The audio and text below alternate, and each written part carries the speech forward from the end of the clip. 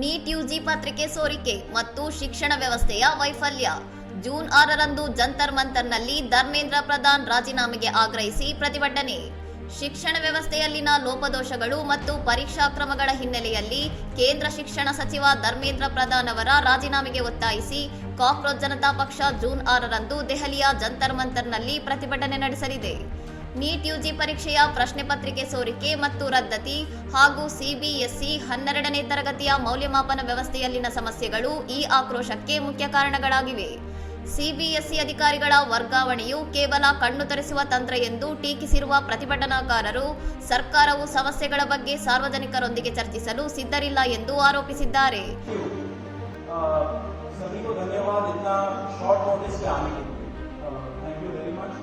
आप लोगों का सपोर्ट चाहिए भी हम लोगों को. मैं शुरू करता हूँ. मेरा नाम सौरभ दास है. मैं इंट्रोड्यूस करता हूँ सबको यहाँ पे पहले.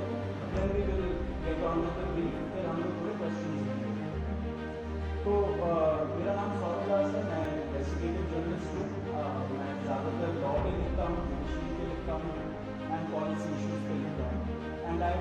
ವಿಡಂಬನೆಯಾಗಿ ಪ್ರಾರಂಭವಾದ ಈ ಚಳುವಳಿ ಕೇವಲ 15 ದಿನಗಳಲ್ಲಿ ಇನ್ಸ್ಟಾಗ್ರಾಂನಲ್ಲಿ 22 ಮಿಲಿಯನ್ಗಿಂತಲೂ ಹೆಚ್ಚು ಅನುಯಾಯಿಗಳನ್ನು ಗಳಿಸಿದ್ದು ಯುವ ಜನತೆಯ ಬೆಂಬಲದೊಂದಿಗೆ ಬಲಗೊಂಡಿದೆ. ಈ ಪ್ರತಿಭಟನೆಯು ಯಾವುದೇ ರಾಜಕೀಯ ಪಕ್ಷದ ಬ್ಯಾನರ್ಗಳಿಲ್ಲದೆ ನಡೆಯಲಿದ್ದು, ಸಚಿವರು ತಮ್ಮ ಜವಾಬ್ದಾರಿಯನ್ನು ಸರಿಯಾಗಿ ನಿರ್ವಹಿಸದ ಕಾರಣ ರಾಜೀನಾಮೆ ನೀಡಬೇಕು ಎಂಬುದು ಆಂದೋಲನದ ಪ್ರಮುಖ ಬೇಡಿಕೆಯಾಗಿದೆ. ಪ್ರಜಾಪ್ರಭುತ್ವದಲ್ಲಿ ನಾವು ನಾಯಕರನ್ನು ಅಲ್ಲ, ನಮಗೆ ಬೇಕಾದ ಕೆಲಸವನ್ನು ಮಾಡುವ ಉದ್ಯೋಗಿಗಳನ್ನು ಆಯ್ಕೆ ಮಾಡುತ್ತೇವೆ.